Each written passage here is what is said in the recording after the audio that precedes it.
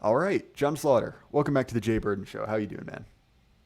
I'm doing good. I'm keeping a tally now that I'm chasing the record for appearances on your show, so this is helping.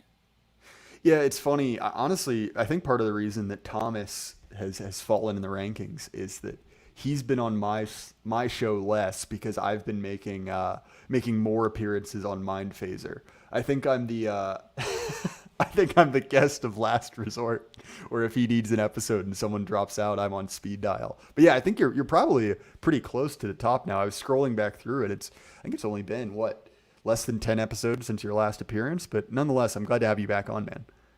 I'm gonna um, I'm gonna put that on my resume above having a combat action ribbon. Yeah, all right. I'll take that as a badge of honor. Uh, well, I mean, look, like apparently you can just claim whatever you want as far as your military record, as a certain prominent Democratic politician has realized. Well, it's not stolen valor anymore. It's just theater kid occupied government, and they make things up. So. Well, look, as someone who is a combat veteran exactly once a year when I get a free meal at Denny's, I can't say I blame him for it. I should It. say I'll, one. I'll be honest. I'll be honest. Getting shot at is worth the Applebee's free meal. It really is 100%. That's what you went over for. You're like, the GI Bill, whatever. I just want my my free Hardee's. But anyway, man, we're not here to just talk about your prior service or all the free meals you can get. We're actually here to talk about a book, and this is a book that I think unusually a lot of people will have read. So, do you want to introduce our topic for the evening? Yeah, it's obviously this is probably the number one read uh, novel in our spheres. It's Blood Meridian. It's Cormac McCarthy's fifth book. It's actually his first book when he kind of transitions from his sort of southern phase. Most of his books prior to this, his first four books, take place in Appalachia and in the upper South. And then this book, Blood Meridian, which takes place into Texas and Mexico, is sort of his foray into the West. And it is a chronicle of a character named the Kid, for those who don't know. And I hesitate to use the word adventures, but I'm going to. But sort of his well, we'll say his escapades with the Glanton gang and the right after the Mexican American War. To me, and this is just kind of a book that I've been slowly working my way through, but it's very similar, not necessarily in form to Scalp Dance, right? Which is a historical chronicle of the wars against the Comanche and the Apache. So in broad strokes, right, we're going to spoil this book, right? There's no way to get around it. I highly recommend you read it. It's sort of required reading, but I will say I don't think this is the sort of book where if you know what happens at the end, it's ruined, right? It's beautifully written. There's a lot to talk about uh, from sort of a right wing perspective. Do you want to, as we go into it, introduce our sort of main cast of characters? Yeah, of course. So the book centers around the book really is broken into three parts. The first part is the first part is the first five chapters, which begins with our protagonist, the Kid. He isn't given a name, and it's him leaving, which we will later find out he's from Tennessee, but he's leaving Tennessee and he heads west. And as he heads west, he in this first third of the book, he eventually runs into an army unit that isn't an actual army unit that is trying to commandeer land in Mexico. So that's sort of the first part. And as he's journeying, he will be introduced to, I think, the judge, which is of course the character that everybody wants to talk about the most. But he'll also run into Toadvine and some of the other characters that will reappear throughout the novel. The intro to the book is quite striking, right? It's when we're sort of introduced to the judge and this is a difficult book to talk about because it's very good, but it's relatively accessible. You know, a lot of people have read it, and so you get a lot of sort of low end analysis. And so specifically, I want to talk about this character, the judge, because you know there are a lot of kind of pet theories about it. You know, one of the kind of Reddit answers, oh, you know, the judge is the devil. And I want to address that, but I don't think that's a particularly accurate or particularly interesting reading to go into. This is one of those books that there are, you know, millions of opinions about them, and practically all of them are not really worth your time. So John, do you want to go into that intro to the judge? Yeah, so it's been a while since I've read the entire novel, but and correct me if I'm wrong, but the introduction to the judge is during a sermon, correct? Yes. Yeah, so that's during the sermon. The kid witnesses. I think it's some type of Protestant preacher, and he's very much a callback, by the way, to I think it's Elijah, the preacher in Moby Dick. So you kind of get this very similar theme there. But the preacher is giving a sermon, and the judge walks in, and he immediately kind of takes up the room because as he's introduced, of course you get this description of him over time that he's basically 7 foot tall, he's ghost white, essentially an albino, and he's hairless and has the proportions of a baby. So it's kind of this ridiculous imagery, but he has this way with words, and he immediately accuses the preacher of, I think, sodomizing, I believe, children, and then also goats or sheep. He turns the entire congregation against the guy, and he gets run out. And after this occurs, a few pages later, the kid, you know, runs into the judge inside a bar, and the judge admits essentially that he had never met the preacher in his entire life. He just did that just because he could, right? And he was able to convince the entire group of people to turn against him and run him out of town, and he just thought it was a hilarious joke. So right off the bat, we're introduced to sort of this character that is able to seduce individuals with words, but also has a propensity to do things just to do them, because there's really no need or no other reason for him to do this except for that he gets a kick out of it. I think that, again, and forgive me for all these digressions, I just want to kind of set the conversation up appropriately. It probably bears discussing that the content in this book is it's a bit extreme.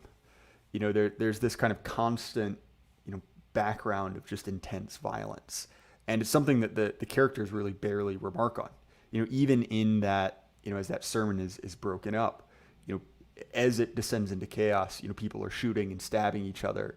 You know, maybe that chapter itself ends is that the kid ends up getting into, you know, a life or death brawl, right, where he, you know, tries to put someone's eye out, he gets stabbed. And, you know, that level of violence is kind of found throughout the entire novel. It never really lets up. So, you know, as you've said, right, this is kind of broken into 3 sections. You know, the first is him meeting this kind of ragtag group of soldiers, quote unquote, that we, you know, kind of come to call the Glanton gang. And then, you know, the second takes place as this sort of, you know, expedition into Mexico, and particularly with the goal of basically killing Comanches, right? Of bringing their scalps back for a bounty. So do you want to discuss, you know, how the Comanches are described in this book? Because it's genuinely fascinating. Well, I think it's also really important to understand that at this point in time, the Comanche are a force of nature. Essentially, they're so destructive that they've actually pushed the Apache out. You know, and the Apache are they're no pushovers by any means, but the Comanche are extremely violent. And I think, you know, when I read the novel, I'm not shy from violence or reading violence, but the description of the first Apache attack it was so brutal. It stopped me, and I had to put the book down because you can't power through this book. You can't do it in one reading. You really have to it forces you to take your time because of how violent. But you get this imagery of the Comanche when they because the kid is with this army that has taken it upon themselves to kind of conquer part of Mexico on their own. And as they're venturing out, they get wiped out by the Comanche. And in this Comanche raid, I mean, trying to think of how to describe it without being too violent. I mean, there's at one point, they jump off the horses and they cut the genitals off of the dead men, and I think they shove them in their mouths. And the kid survives this attack, and then him and I think one other guy who ends up dying of sepsis or gangrene or something from a wound he has. As they're going through a town the Comanche have come through, they come upon a tree, and this tree is just riddled with the bodies of dead infants that have been sort of hung by the backs of their necks. So you get this they're violent to a degree that modern sensibilities and even for Western armies would be almost probably unfathomable. Um, and I think I don't know. I think I wouldn't say animalistic is the way they're described, but a force of nature is how I would put it. Yeah, I think that's accurate. And one of the other interesting dynamics in this, and we'll get into this later, is that this is this is a war of extermination, right? What the Germans would have called a Rassenkrieg. This is not in any way a civilized affair. You described how the Comanches were massacring down to infants, right? Torturing the prisoners, mutilating the bodies, and throughout that we see that behavior is reciprocated. What do you think is significant about the nature of violence in this novel? Well, I think for one, if you look at McCarthy's larger work, he especially in his first four novels, he deals a lot with the idea of industrialization and sort of the coming civilization. You see this in the Orchard Keeper, uh, the main character, who basically loses his orchard essentially to simplify it to industrialization. He's sort of the representation in that is Adam being pushed out of the garden by machines or industrialization. And with this, I think what the violence is it's representative of the fact that this coming civilization, or the civilizing of this vast expanse of land, um, has to be done by men who are equally as violent as the men on the periphery. So the people that will come in after the Glanton gang and all this is said and done, and the West is settled, and you see this at the end of the book, it kind of ends with them putting up what we assume to be telegraph poles, and electricity.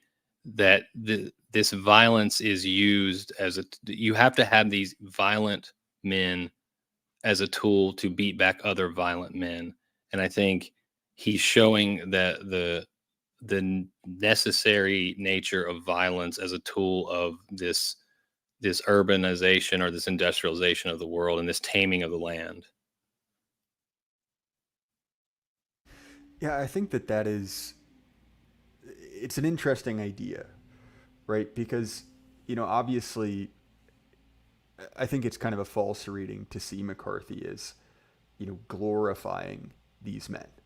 Obviously, there's a point, and I realize I'm speaking out of turn, out of order rather, but there's a point later in the book where almost at the end, where the Glanton gang basically takes over a river crossing, right? Where there are, white Western settlers, trying to make the journey over.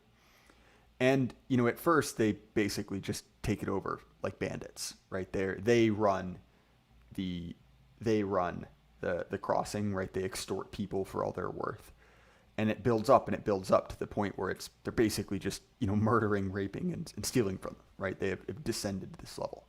So I don't think that McCarthy is presenting this as a morally laudable thing, but nonetheless, right, there is a degree to which in order to sort of pacify the West, and in order to defeat the Comanches, you need men that are just as bad, right? That are capable of that level of savagery. And I think that that's a very interesting, it's an interesting theme to discuss because oftentimes, particularly in the 70s and 80s, anything written about, Native Americans, it was Neil Young, it was Pocahontas, it was this kind of noble savage myth. And I think for McCarthy to write about this struggle as basically a war of extermination between two parties, right, where each is trying to drive the other from the face of the earth. I think it's a very interesting way to look at it. Well, I think it also plays into, I mean, most everybody's read this book, so I don't know that we speaking out of turn matters, but it goes to the theme, or it goes to what I think McCarthy's view of humanity is, which is he has a very Christian view of humanity insofar as he thinks that man has fallen. But as we see in this book, and when we discuss the ending later, we'll see this more. Redemption does not exist within McCarthy's world. So McCarthy sees all of the horrible, awful things man is capable of. He sees that man has fallen, man is violent, man is brutal, but there is no redemption. I think that's one of the key things to keep in mind when reading this is, at least in my opinion, that's how McCarthy views the world. It seems very Christian in this sort of original sin, fallen nature element, but the redemptive part does not exist. So, Mark Trouble for 20 Canadian. The epilogue confirms to me that this book is thematically Christian. The unnamed man in the epilogue is providential in nature and represents a, quote, Christian redemption, quote, fire of God, an antidote to the judge. Your thoughts? So I'll kick that to you, John. Like I said, I think the problem with that reading is that there is no redemption, because as you see at the end, the kid is the only person throughout the entire novel that the judge is not able to talk into anything, right? Now, this is important because in our modern world, we love to talk about consent. But if anybody knows anything about the spiritual world or evil, you can never be forced to do anything. You have to be you have to be a willing participant. Now, they can coerce you or trick you, but that has to occur. They can't force you. They can't put a gun to your head.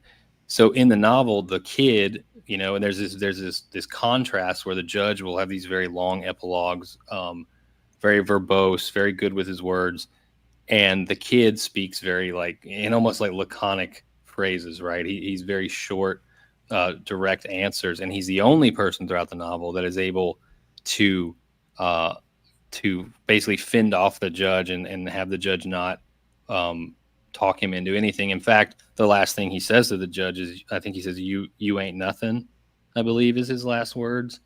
So I think there's an element where that's true. The problem is the judge's final discussion with the kid. It does border on everything is predetermined. It's predestined. This is inevitable. But the kid never he never seeks redemption or is given the opportunity for it. And it's never even hinted at. He's essentially just running from his fate the entire last third of the novel. And there's almost kind of a chance there's sort of a chance at redemption. Towards his kind of final confrontation with the judge, the kid is out in these kind of boneyards, right? Which are and at this point the kid is in his kind of mid 30s, right? A significant amount of time has passed. And when he's out in these piles of bison bones, right, as far as the eye can see, he runs across a group of young men. And there's sort of this moment where it's sort of like we're seeing a younger version of the kid. And through a kind of a convoluted series of events, he ends up killing the kid. The kid ends up killing this younger man. And it's almost this kind of opportunity where he kind of has this chance to show mercy and doesn't. And I think that that's an interesting kind of closed off opportunity for redemption. Do you remember what I'm talking about, John? Yeah, it's interesting as you mentioned it first, and this just came to mind. But there's a couple of times where he's in these areas when he has in these sort of Valley of the Bones, and I keep thinking of the Valley of the Dry Bones from the Bible, and I'm sure there's an analogy or comparison there. But anyways, he does show. I was going to say he does show mercy with the judge when he's given the opportunity to kill the judge. Tobin tells him, "This is your only chance. You're going to get to do this," and he shoots the horses instead. So the one time, well, he shows mercy multiple times, but the last time you see him do that in the novel, it does sort of seal his fate because by the time he makes it, I think, to San Diego, the judge shows up.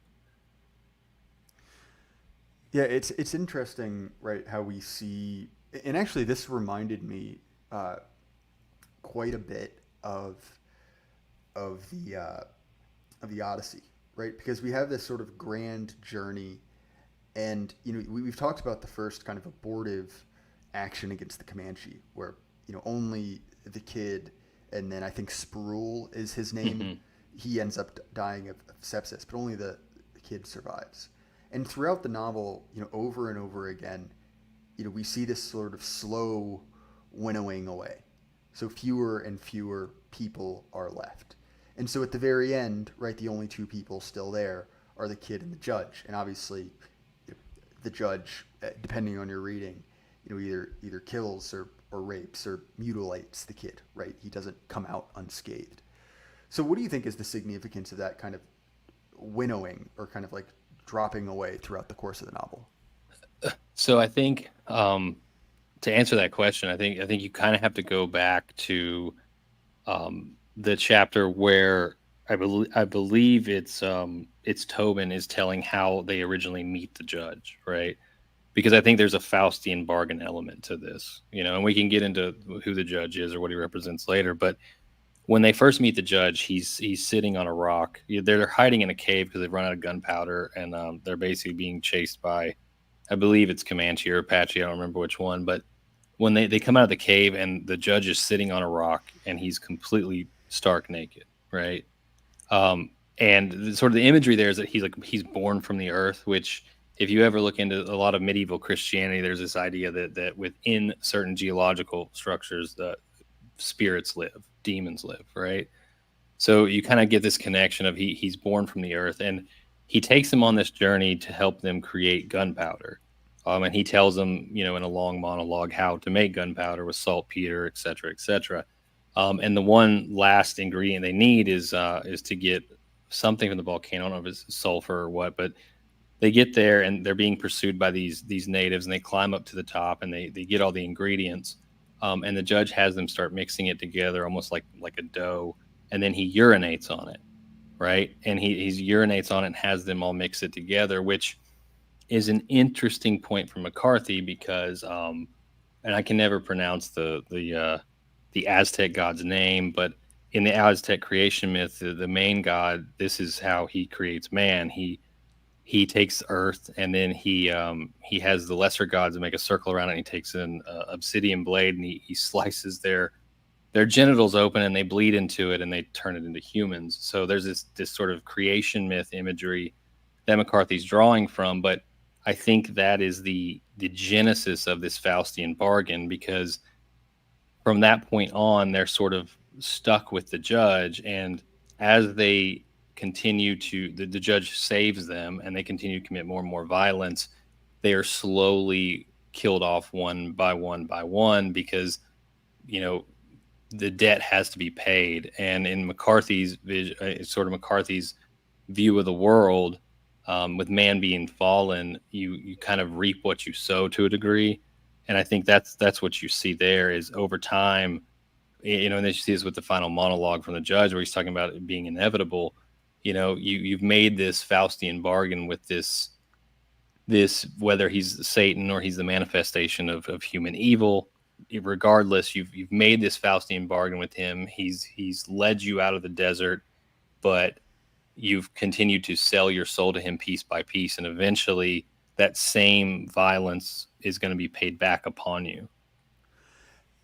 So shortly after we hear the story of how the Glanton gang met the judge, we actually get an extended monologue or story from the judge, which is it's difficult to tell how real this story is or within the confines, the bounded rationality of the book, right? Because afterwards you hear a couple of the men say, "Oh, I've heard that one, but the details are different, or it happened somewhere else." But he tells this sort of parable of this man who was a harness maker. And this harness maker used to sit on the side of the road and beg people for money because he was really poor. And a rich man comes down, and the harness maker decides to bring him home for dinner, right? Offer him hospitality. And this rich young man tells the harness maker that he's needs to treat people well, and he's going to be rewarded by God for this. And the harness maker verbally says, yes, I'll do that. And then when he offers to walk him down the road to see him along on his journey, he kills him. Right? He murders him and steals his money. So what do you think is the significance of that kind of story within the story, and what do you think it tells us about the judge? Well, I think it first of all, it's important to remember in that story that the setting they're sitting around these I believe they're like Pueblo Indians, these giant.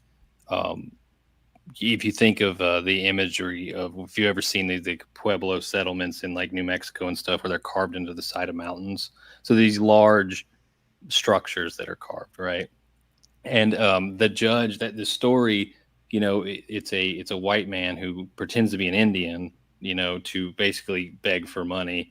And when the guy goes to their house, he gives them 2 coins, and the man, and he has a son and a wife, and he says, "Oh, I wish I had a coin for my wife." And the man says, "Well, I want the coins back." And then they leave. He murders him, and then he scratches himself up to look like he committed this crime, or that they were attacked on the road. The wife puts flowers on the guy's grave, and nothing ever happens, and he dies of old age, right? Except he confesses on his deathbed to his son that he actually murdered this traveler. Um, and this confession, if I remember correctly, it ends up his son becomes a killer after this, right? But then we find out also in the judge's story that the traveler was on his way to see a pregnant wife, which he never makes it to. So the wife, gives birth, and this kid grows up fatherless. And when he grows up fatherless, it talks about how he's chasing this ideal of a father he never knew, because he never knew him till he has this great image of who he was. And this story, I think, is more representative of this is kind of McCarthy putting his view of civilization into the mouth of the judge, which is that you have these great civilizations, and when they falter, all these small sort of, I guess you call them satellite civilizations, float around them, constantly wanting to emulate them, but they can never quite reach it. And he makes the point that this is the story of man, right? Um, and now, as far as what it says about the judge, I think it's another element of, and we can kind of get into this with the judge.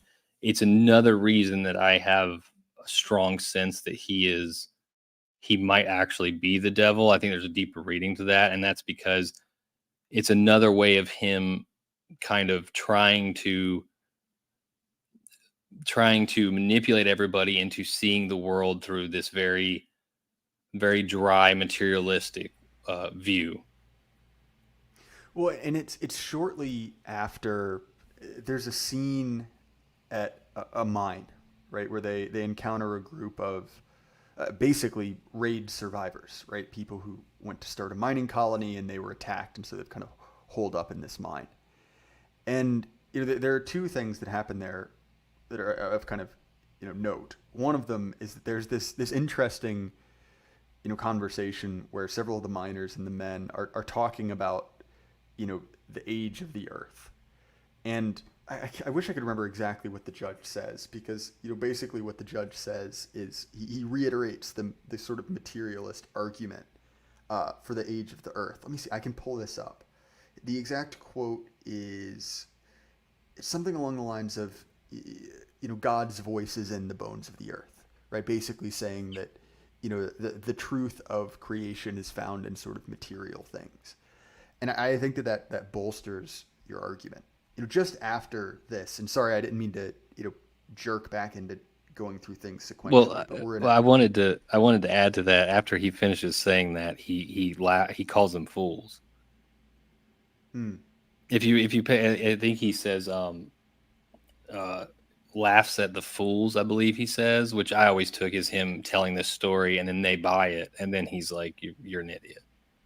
But anyways, So shortly after after the tale of the saddle maker, we get to one of the most sort of harrowing parts of the book, where the Glanton gang basically comes into contact with a group of Indians and just massacres them, completely demolishes them.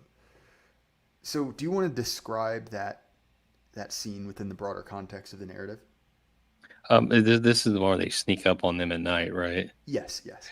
Yeah, so they've been tracking because like as we mentioned before, they're paid for these scalps, right? Because the Mexicans are tired of being um, raided by these Comanches. So they've been tracking them for weeks or I don't know how long it is, but it's been a while. They've been tracking them, and they finally come up on them, and it's an encampment. You know, there's women, children, and everything. Um, and they encircle the encampment and they descend on it, and forgive me if I've missed some details. It's been a while since I've read it, so you might know them better. But they descend on the encampment and they proceed to slaughter and murder every single person they come across. And as they do, if I remember correctly, towards the end of this massacre, the child runs up to the judge, correct? Yes. Yeah, so you have this horrendous, and again, the book is extremely descriptive in some of the stuff. So if you can just try to imagine the most heinous acts you can, and it doesn't matter how old they are or whether they're men or women. It doesn't matter. But in the midst of it all, towards the end, this one child runs away, and the judge takes up the kid, and then of course, in which we haven't touched on this much yet, but you'll find the child dies, of course, mysteriously, because anytime the judge encounters a child, the child dies. Yeah, that's actually there's another, I think, interesting thing as well, which is after the battle has subsided, uh, I believe it is I believe it is Glanton, right? Who one of the men has become wounded, Hmm. perhaps fatally, and Glanton just walks up and shoots him in the head, right? Hmm. And this is contrasted to what happens to one of the other men, Brown, I believe, is his name, who's taken an arrow to the leg, and he's just begging for someone to help him push it out, and no one wants to do it. No one wants to do it, and so eventually, the kid says, "All right, fine, I'll do it." He helps him out, and I think that's an interesting moment when we view the kind of broader arc of the other men sort of falling under and consenting to the sort of framing of the judge, whereas the kid, despite the fact that he was a part of this massacre, still at this point at least has some sense of kind of mercy to him. Well, yeah, I mean the kid, and this will happen again right later on when I forget who it is wounded, and he asks the kid to shoot him, right, because he doesn't want to be captured.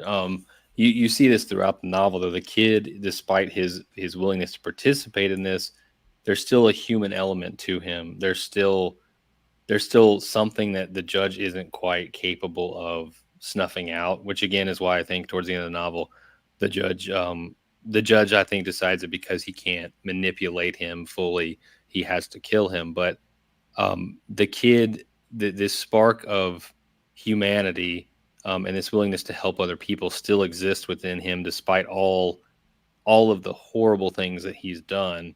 And in that might be the one bright spot in McCarthy's sort of worldview, is that he still sees some humanity in that there still can be some humanity salvaged from somebody despite all the horrible things they do. But you see, you remember the reaction from the rest of the gang when he does help him, right? Definitely. So Yeah. the next part to this book, and I think that this represents sort of an interesting, I guess, pivot in the arc of the Glanton gang, is that after this, we sort of skip forward a little bit. We hear that this group of men is sort of continuing to fight running battles with the Apache, but they make it back to Chihuahua, right? This Mexican city, which is the place that their sort of mission started, right, where they were put out on this this expedition to hunt for scalps. And this is maybe a little bit humorous, maybe not, but very quickly this group of men outstays their welcome as heroes, right? They sort of become more and more aggressive and violent, and so eventually when they leave, the people are kind of glad to see them go. But shortly after that, right, we get kind of a series of outrages, right? So one, they come across a group of completely they come across first a village, right? This village has been attacked by the Apaches for a couple years now, and so the people come out and welcome them as heroes. But when we hear about them riding out, it's a wasteland. They've basically destroyed the entire village. Now, shortly afterwards, right, they come across a group of peaceful Indians and just completely slaughter them, right? They've had no threat at all. And eventually this leads to the point where Mexican soldiers start looking for, the Glanton gang, right? They have become kind of fully, these just sort of brigands. So what do you make of that kind of change from being welcomed as heroes to sort of viewed as just violent marauders? I think it's representative of the fact that they there's that is it Nietzsche about staring into the abyss, right? And I think that's what happens with the Glanton gang. They're originally hired to take scalps, and very quickly, by the way, they start taking scalps from anybody that they can pass off as Apache scalps. I think one of the first one of the first scenes we see with the judge and the actual Glanton gang is when Glanton shoots I believe it's Glanton. One of them shoots just this old woman in the head for no reason, and as they're out in the wilderness longer fighting these Apache, the enemy, the Comanche, the enemy slowly changes to everybody essentially. And I think it's because the violence that they're participating in and they're exposed to it for such long periods of time. And of course, there's the sort of the metaphysical element of the judge corrupts them to the point that they become violent 24/7, right? So even when they're invited back into the town, and if we look at this through the lens of the fact that they are being used as an instrument of violence against another instrument of violence, right? They basically become the same thing they were hired to hunt, and they become just as ravenous and vengeful and violent against the people who've hired them as they were for the people they were hired to get rid of. And I think it could be looked at as a commentary of, you really have to be careful what you wish for in that degree, right? Any tool, any technology, even, right, can become poisonous if you're not careful. And I think the willingness of the civilian population to utilize these people for their own means is turned on them because violence begets violence. And at the end of this section, right, and there's sort of this this escalating series of outrages, right? First they attack, they just kind of have wild parties, right? They get a little out of hand. Then they sort of massacre these group of Indians. Then they massacre a whole, village of Mexicans. Then they, attack this kind of like baggage train of miners. And then at the end, they actually run down a group of Mexican soldiers. And, they kill all of them, and a few go, escape. So they run them down, and when they get them, what they do is, they kill them, and in order to kind of hide the evidence of their crimes, they hack their bodies to pieces and burn them, which is, it echoes the description of, the wagon trains left by the Comanches, right? It's very similar language. And I think that really, bolsters your point about them. They have become exactly that same thing. Yeah, no, I think, like I said, it's an element of if you stare into the abyss long enough, it stares back at you. You can't. I mean, I could make a personal anecdote just about when you're deployed for 7 months and there's not a woman around you, right? Um, you come back with a certain sense of humor, a certain air about you that, I personally had moments where I said or did things and I realized like, oh, this isn't for civilized people, right? Like this isn't funny. Just that was enough to, as sort of a personal anecdote to that of you can only go out there for so long without it tainting you. So, what do you make of the judge's ledger, right? That it's described multiple times, when they're going around on their adventure, quote unquote, that the judge has this, book. He's taking notes, he's taking samples, and there's this line that I think is really interesting, right? Where he says, "Whatever in creation exists without my knowledge exists without my consent." Right? It's this idea that he needs to sort of catalog and understand, everything in creation. What do you think that represents?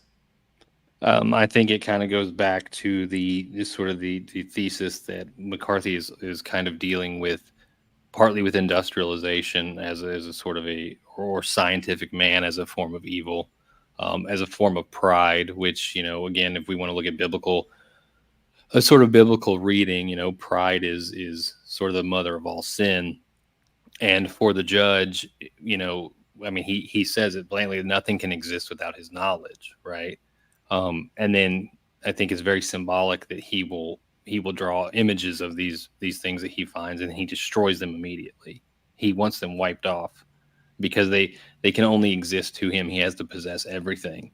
And I think this is one of the stronger arguments for him either representing the devil or some type of demonic force that's rooted in human evil, because this is also, I think, the same driving force that is why every time he encounters children, the children end up dead, because the children are innocent and uncorruptible when they're that young, and that can't exist in he has to have that because it's one thing that, again, it can't exist without his knowledge.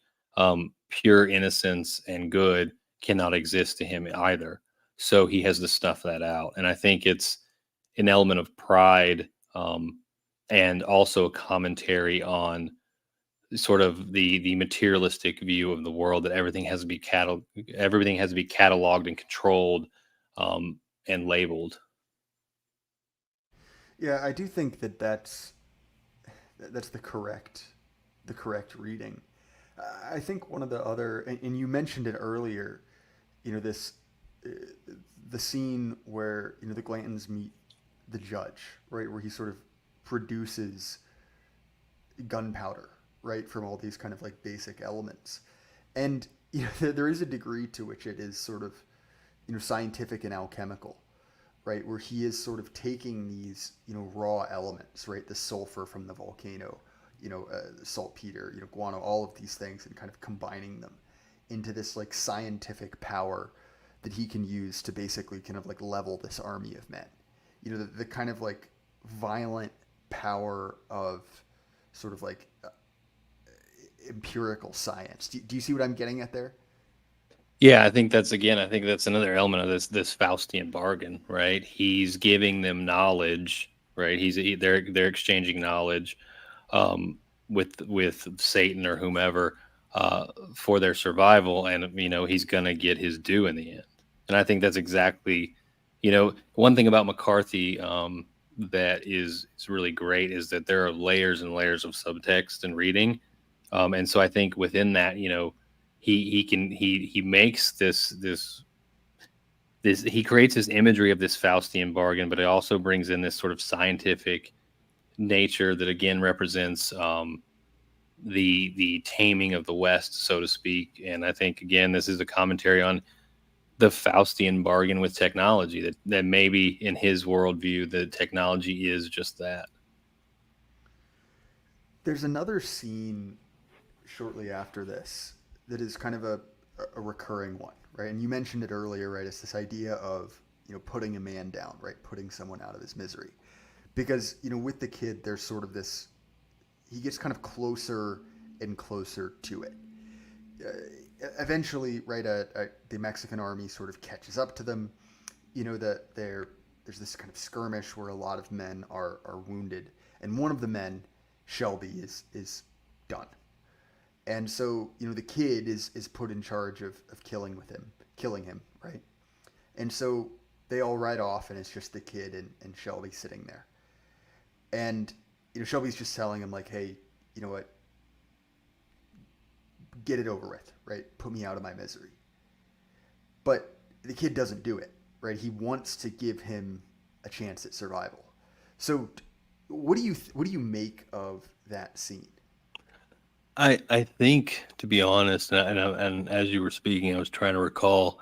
I don't know that the kid at all in the entire novel ever attacks somebody first. And I could be wrong about that, but I think it's kind of representative of partly some maybe warped morality within the kid's mind, that he can't perpetuate violence on somebody without it happening to him first. But I also think it's his he has this hesitancy. He has this hesitancy to kill unless he is forced to.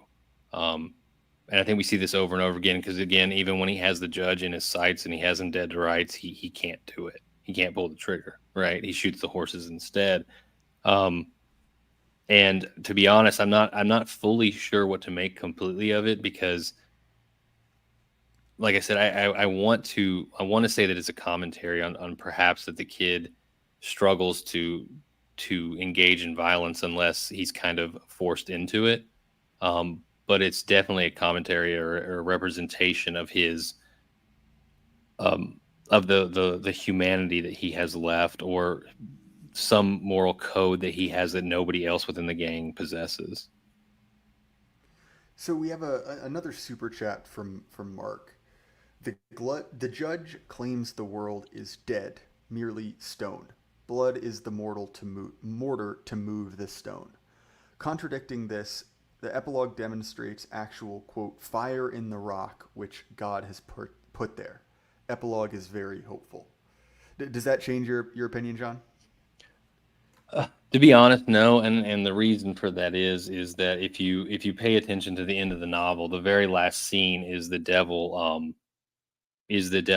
or not the devil, excuse me, the judge dancing butt naked, playing the fiddle, and it's very representative of the dance of death, which you see represented in medieval art. And most of us have seen this photo, even if you don't realize it, or paintings, excuse me. But it's of a skeleton playing the fiddle and dancing. I mean, you even see this in something like Seventh Seal, right? Right. The is it Swedish or Norwegian? I can't remember. Movie from the '60s. But sorry, back to you. Yeah, it's this sort of medieval iconography of the skeleton playing the fiddle and dancing, representing the inevitability of death, right? And that's why I don't see it necessarily as hopeful, again, because for McCarthy, there's the only constant is death and violence. There is no redemption. And that's where, again, I think the Christian reading falls apart of this novel, because there is no redemptive capability. The kid, even after he's left the gang, and he sort of, I wouldn't say tries to make amends, but he tries to live a life, I guess, of a less violent life. And because, by the time we encounter him, he's a man at the end of the book. There's no redemption. There's no forgiveness. The devil gets his due, but he also doesn't really ever, he doesn't ever say he's sorry or seek forgiveness for any of the things he's done. So, what do you make of the character of the Wild Man? Right. So, just for a little bit of context, the Wild Man is a circus freak. Right. He's a man with severe mental issues, and his brother basically has him caged. You pay to see him. So eventually, right, the judge acquires ownership of this man, and he journeys with him through the rest of the novel. Right. We see this weird scene of sort of a proto-baptism. But what do you make of that character? Yeah, I mean, and just to really drive the imagery home, he's described as an idiot, in sort of, I guess, archaic terminology, and he's kept on a leash. The judge walks him around on a leash like a dog, for large parts of it, And it's such a stark imagery that it's almost hard to set it aside and kind of trying to draw any meaning out of it. But I kind of viewed it as sort of the judge as taking up a primitive, lesser animal of sort of the way that you might see in the Victorian era, the way that they would kind of parade around primitive peoples as sort of not quite human, but like almost a circus freak, a toy, something to be laughed at and mocked. And I kind of see it as that sort of um, that behavior or that desire to treat primitive peoples as something other than humans. Well, right, because obviously he's literally caged and Hmm. led on a leash, and at the kind of the penultimate part of the book where the judge is chasing the kid down, right? This kind of situation where the surviving members of the gang have taken up this kind of position as brigands over this river crossing has degraded, right? Indians have attacked, they've been kind of scattered, and the judge is chasing after the kid. But with him comes the wild man, right? The idiot. They're sort of described as this, this odd couple of, the judge sort of leading him along by a leash. And I think that I hadn't really considered that as kind of a representation of primitive cultures, but that's interesting. I guess that does kind of explain it.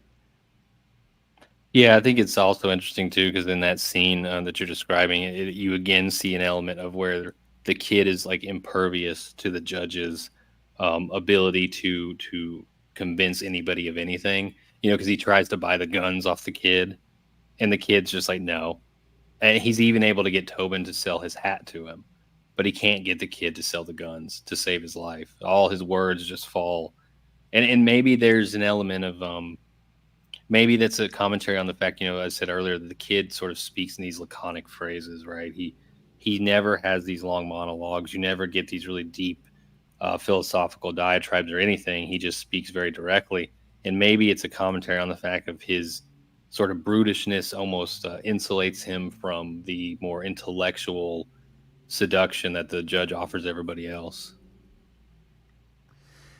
Yeah, it's a fascinating novel, and I almost feel like you and I have sort of barely scratched the surface of it. If you take nothing away from this conversation other than this, read this book. It's quite good, both because it is a profoundly illiberal novel, right? This is not what you would expect from a modern writer. And then also, right, thematically, there's a lot going on. I'd highly recommend it. But John, we're kind of coming up on time. Do you have anything else you want to say about Blood Meridian? Yeah, I mean, I think you kind of you hit most of the high points. I think people should keep in mind it is considered one of the great American novels. Back when that label, you know, back before we gave it to Toni Morrison and it meant something.